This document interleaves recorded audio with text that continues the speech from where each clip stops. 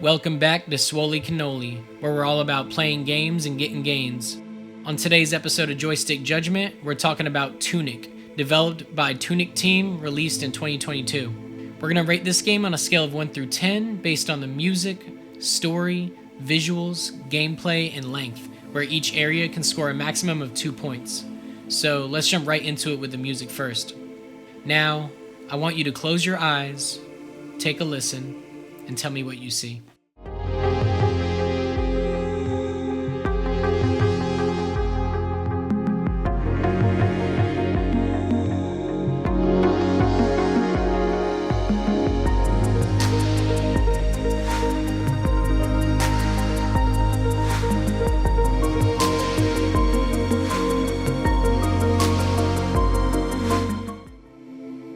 I see a little fox who's been washed up ashore on a mysterious island filled with hostile enemies and deep secrets. And that's essentially what you get with TUNIC. It is so important that a game like this has a relaxing and meditative soundtrack because this is the type of title with frustrating puzzles and tough combat. So you'll definitely need soothing tunes to help calm you down throughout your journey. I loved the hard-hitting drums of Subterra, the intense piano playing found in The Librarian, and the sleepy melodies of Flux Is On. The sound design here is also great. Treasure chests being opened, potions being drank, the slash of your sword, the pause menu when you're navigating it, and my favorite, the sound that these glowing pillars make when you activate them.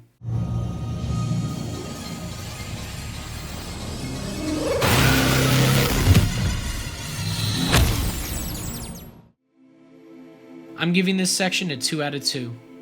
Onto the story.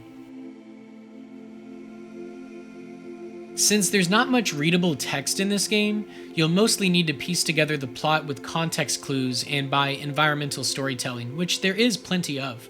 In the first few minutes, you will meet the first creature who isn't trying to knock your teeth out, who just so happens to be another fox.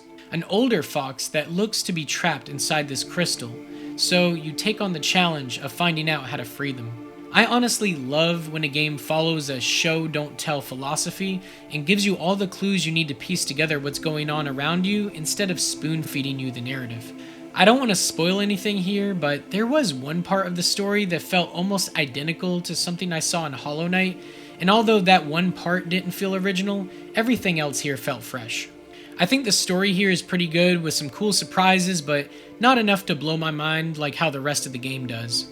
I'm giving this section a 1.5 out of 2. Onto the visuals. The lighting and neon colors here are so incredibly vibrant. It feels like the characters and parts of the environment in this game were made out of paper like some kind of digital origami.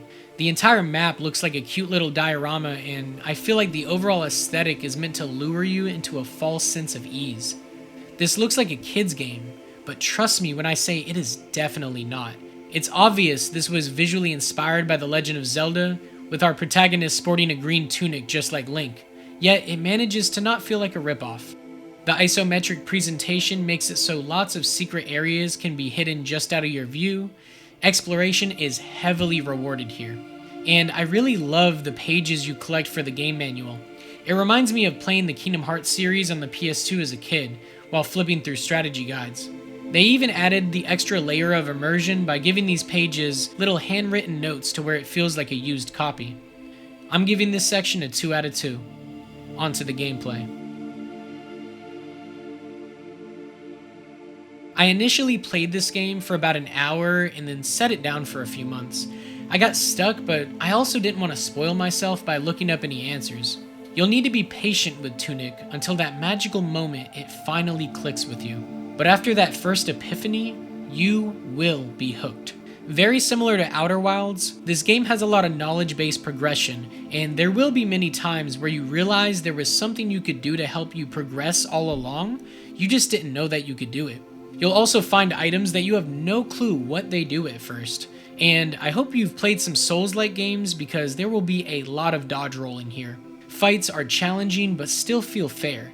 Learn enemy attack patterns and you should be fine unless you happen to get jumped. Progress will also be gated behind necessary items, so there will be some backtracking, but it didn't feel like a chore for me. Your goal is to figure out what your goal is. And to do that, you'll need to collect pages of a strategy guide for the game that you are currently playing. This feels like the video game version of finding $100 on the ground. Life just got easier, but just like finding $100 on the ground as an adult, finding these pages won't make life too easy. They're mostly written in a language you can't understand, but if you pay close attention, you can still learn a lot from reading them. I'm giving this section a 2 out of 2. On to the length. I felt like this game was the perfect length for the main campaign. It took me about 20 hours to roll credits on this, and there are still plenty of secrets I did not uncover if I wanted to go back for 100% completion. And if I did try to do everything this game has to offer without a guide to help me, I assume I'd be clocking in well over 60 hours. Especially if I wanted to decode the imaginary in-game language to be able to actually read the instruction manual. I'm giving this section a 2 out of 2. 3 games I'd say are similar to Tunic would be Outer Wilds, the new Legend of Zelda Link's Awakening, and Dark Souls. So to wrap this up, Tunic is a remarkable indie gem and one of the best well-rounded titles I've ever had the pleasure of experiencing. The aesthetic, nostalgic. The music, ethereal. The puzzles, masterfully designed. And the boss battles, no easy task. I'm giving this game a 9.5 out of 10. If you want to experience Tunic for yourself, it's available on many platforms, but goes on sale for around $15 on Steam. I want to thank you for tuning in today. Like the video and subscribe if you want to see more game reviews. And to those that have played this game, did you hate it? Did you love it? Comment below what exercise you did today and let me know which game I should review next. This is your host, Zach, signing off.